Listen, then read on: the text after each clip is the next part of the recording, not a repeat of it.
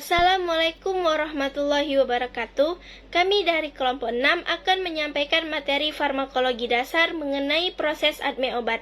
Sebelum itu, terima kasih kepada Ibu Apoteker Mira Febrina, Magister Sains, dosen pengampu mata kuliah farmakologi dasar. Sebelum memasuki materi, izinkan saya memperkenalkan diri.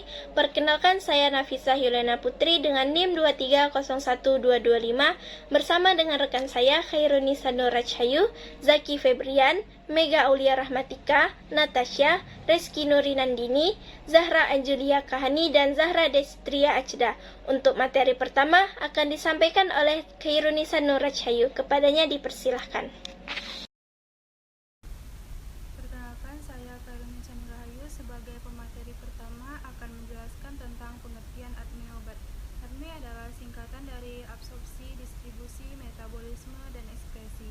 Yang pertama ada absorpsi, yaitu penyerapan, merupakan proses masuknya obat dari tempat pemberian ke dalam darah, bergantung pada cara pemberiannya. Tempat pemberian obat adalah saluran cerna, yaitu mulut sampai rektum, kulit, paru, otot, dan lainnya. Kedua ada distribusi atau penyaluran, adalah proses obat dihantarkan dari sirkulasi sistemik ke jaringan dan cairan tubuh. Yang ketiga ada metabolisme, yaitu mekanisme kerja obat, merupakan proses tubuh mengubah komposisi obat sehingga menjadi lebih larut air untuk dibuang keluar tubuh. Yang terakhir ada ekskresi, yaitu pengeluaran, artinya eliminasi atau pembuangan obat. Berikutnya ada faktor yang mempengaruhi proses ADME obat. Pertama ada absorpsi. Yang pertama faktornya yaitu kelarutan obat, kedua kemampuan difusi melintasi sel membran, ketiga konsentrasi obat, keempat sirkulasi pada letak absorpsi, kelima luas permukaan kontak obat, keenam bentuk sediaan obat. Yang kedua ada distribusi. Faktor pertama yaitu berat dan komposisi tubuh, yaitu cairan tubuh, massa otot, fungsi dan peredaran darah berbagai organ. Kedua, bergantung pada volume distribusinya dan tingkat pengikatan protein. Yang keduanya dapat dipengaruhi oleh proses penuaan. Yang ketiga ada metabolisme. Faktor pertama yaitu fungsi hati. Metabolisme dapat berlangsung lebih cepat atau lebih lambat, sehingga efek obat menjadi lebih lemah atau lebih kuat dari yang kita harapkan. Faktor kedua yaitu usia. Pada bayi metabolismenya lebih lambat. Ketiga ada faktor genetik atau keturunan. Ada orang yang memiliki faktor genetik tertentu yang dapat menimbulkan perbedaan khasiat pada pasien. Yang terakhir adanya pemakaian obat lain secara bersamaan. Yang terakhir ada ekskresi. Faktor pertama yaitu kulit bersama keringat. Kedua ada paru-paru dengan pernafasan keluar, terutama berperan pada anestesi umum, anestesi gas atau anestesi terbang. Ketiga ada hati melalui saluran empedu, terutama obat untuk infeksi saluran empedu. Kelima ada air susu ibu, misalnya alkohol, obat tidur, nikotin dari rokok, dan alkaloid lain. Terakhir ada usus, misalnya sulfonamida dan preparat besi. Baik, sebelumnya perkenalkan nama saya Zaki Febrian dengan NIM 2301211. Di sini saya akan menjelaskan rute pengaturan obat dan cara-cara pemakaian obat, terutama obat inhalasi. Oke, kita masuk yang pertama nih. Ada rute pengaturan obat. Yang pertama ada secara parental, secara inhalasi, secara transdermal, secara topikal, dan secara rektal. Dan ada juga secara parental. Nah, kita masuk lagi ke cara-cara pemberian obatnya nih. Ada obat inhalasi. Obat inhalasi merupakan obat yang disemprotkan untuk disedot melalui hidung ataupun mulut, dan penyerapan dapat terjadi pada selaput mulut, tenggorokan, dan pernafasan. Contohnya bentuk sediaan gas, zat padat, atau aerosol. Nah, contoh obatnya ini ada obat salbutamol. Absorpsinya, salbutamol cepat diabsorpsi dari traktus gastrointestinal dan mencapai waktu puncak dalam 30 menit untuk sediaan inhalasi. Terus ada distribusinya nih. Salbutamol yang terdistribusi di dalam tubuh memiliki volume sekitar 156 positif atau negatif 38 liter. Oke, selanjutnya ada metabolisme. Salbutamol tidak dimetabolisme di paru-paru, tetapi di hati, diubah menjadi ester 4,0 sulfat atau salbutamol 4,0 sulfat yang memiliki sedikit aktivitas farmakologis.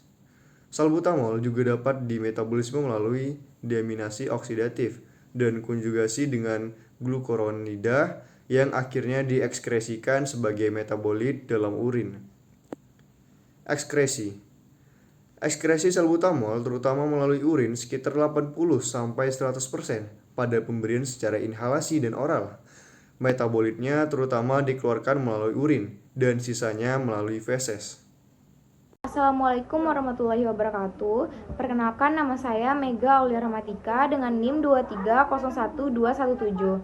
Baiklah, di sini saya akan membacakan PPT bagian saya, yaitu obat transdermal. Apa itu obat transdermal? Obat transdermal merupakan obat yang cara pemakaiannya melalui permukaan kulit berupa plester. Obat menyerap secara perlahan dan kontiu masuk ke dalam sistem peredaran darah langsung ke jantung. Contohnya adalah obat durogosik. Absorpsinya sekitar 25% fentanyl transmukosa secara cepat diserap melalui mukosa nasal dan mukosa bukal. Sisanya ditelan dan diserap melalui saluran cerna.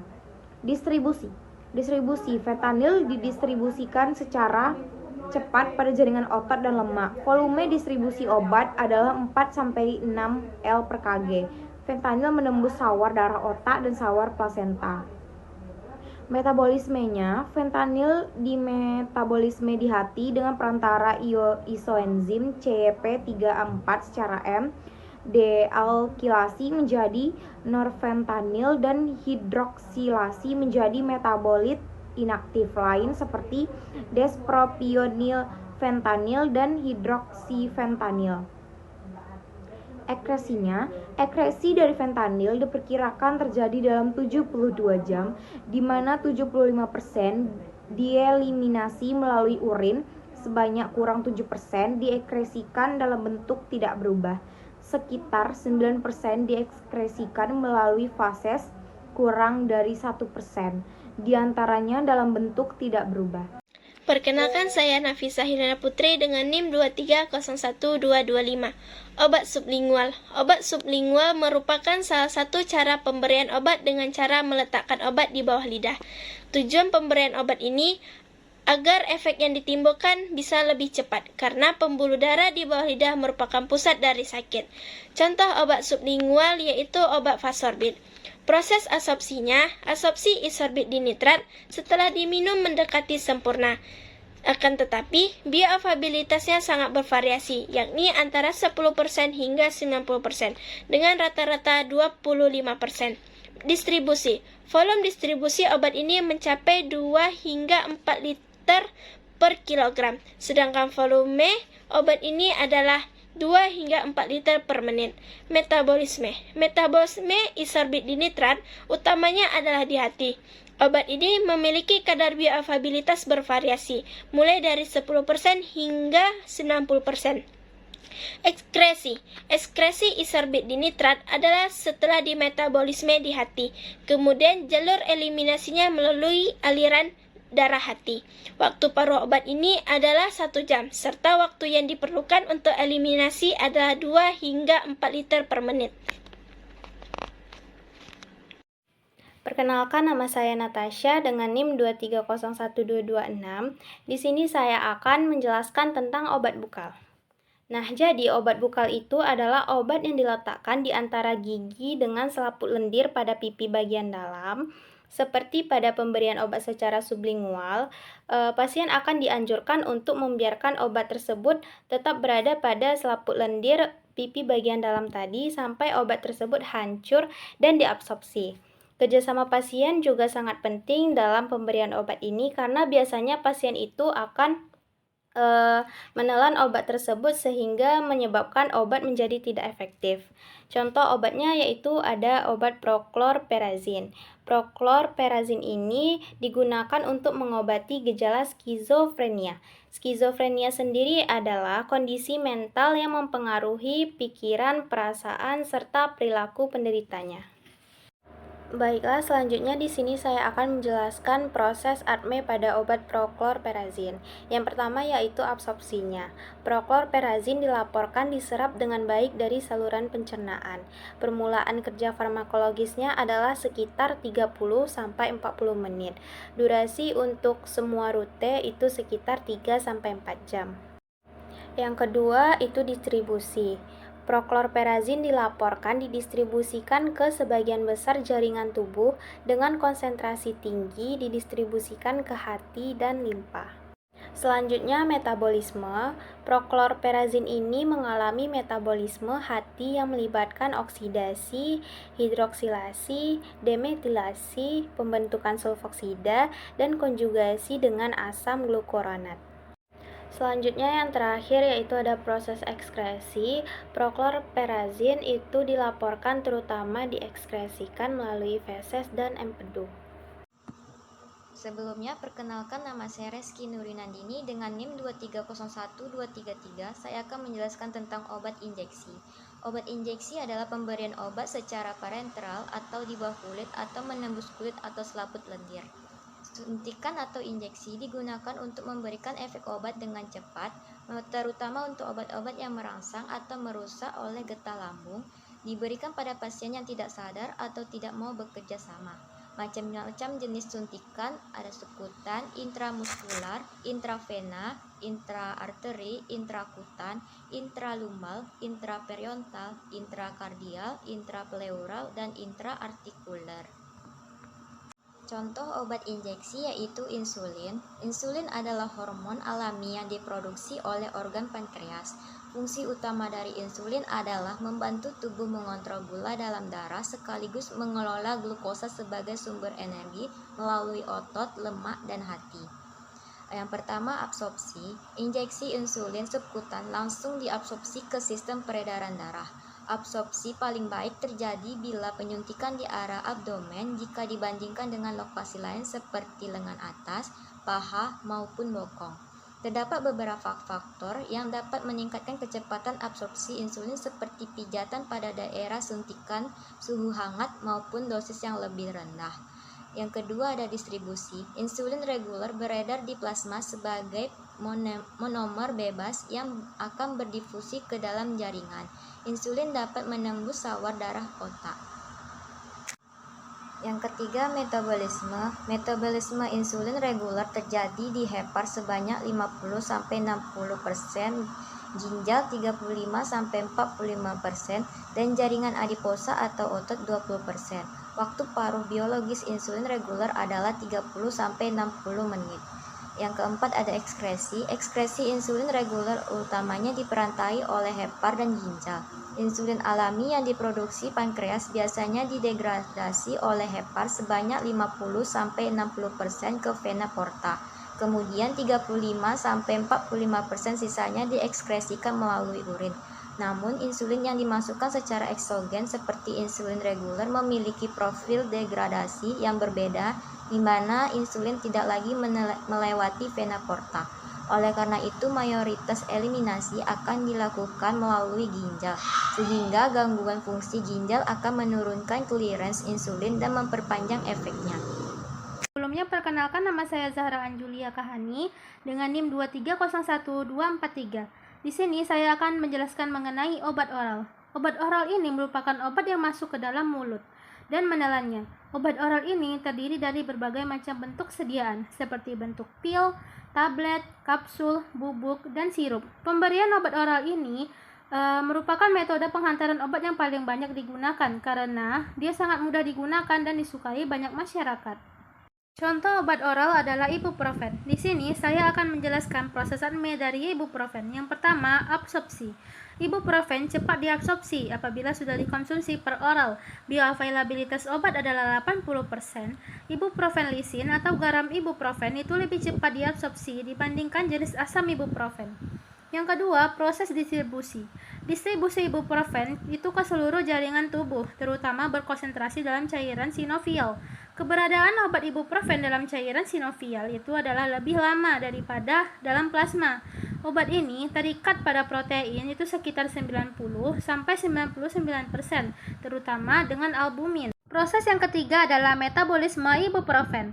Ibuprofen secara cepat dimetabolisme di dalam hati, menghasilkan metabolit-metabolit seperti asam propionat fenilhidroksimetilpropil dan asam propionik fenilkarboksipropil. Proses yang keempat itu adalah ekskresi. Waktu paruh obat dalam serum adalah sekitar 1,8 hingga 2 jam. Ekskresi ibuprofen lengkap dalam 24 jam setelah dosis terakhir. Sekitar 45% sampai 79% dari dosis obat yang diabsorpsi per oral ditemukan di dalam urin dalam bentuk metabolit, sedangkan bentuk ibuprofen bebas atau terkonjugasi. Masing-masing adalah sekitar 1% dan 14%. Izin memperkenalkan diri, nama saya Zara Desri Agda dengan NIM 2301244. Kali ini saya akan menjelaskan tentang obat rektal. Obat rektal merupakan obat dalam bentuk enema atau suppositoria. Diberikan melalui rektal atau dubur. Enema adalah bila sejumlah besar obat dalam bentuk cairan diberikan secara rektal. Suppositoria adalah bila obat berbentuk kapsul setengah padat yang panjang dan besar dimasukkan ke dalam rektal. Salah satu dari contoh obat rektal adalah obat bisakodil. Bisakodil adalah obat yang digunakan untuk mengatasi sembelit atau konstipasi. Obat ini dapat juga digunakan untuk membersihkan usus sebelum pemeriksaan terapi, sebelum dan sesudah operasi, dan pada kondisi yang membutuhkan defekasi. Berikutnya adalah proses ADME dari obat bisakodil. Yang pertama itu absorpsi. Bisakodil dapat diberikan melalui oral atau rektal. Absorpsi yang terjadi di seluruh pencernaan hanya sebesar kurang dari 5%. Setelah pemberian, bisakodil akan dikonveksi di intestinal melalui proses hidrolisis menjadi senyawa BHPM. BHPM kemudian akan diserap ke dalam aliran darah dan beredar dalam bentuk inaktif. Yang kedua adalah proses distribusi. Data mengenai volume distribusi bisakodil masih terbatas, akan tetapi sebuah studi menunjukkan volume distribusi bisakodil adalah sekitar 289 liter. Yang ketiga adalah proses metabolisme.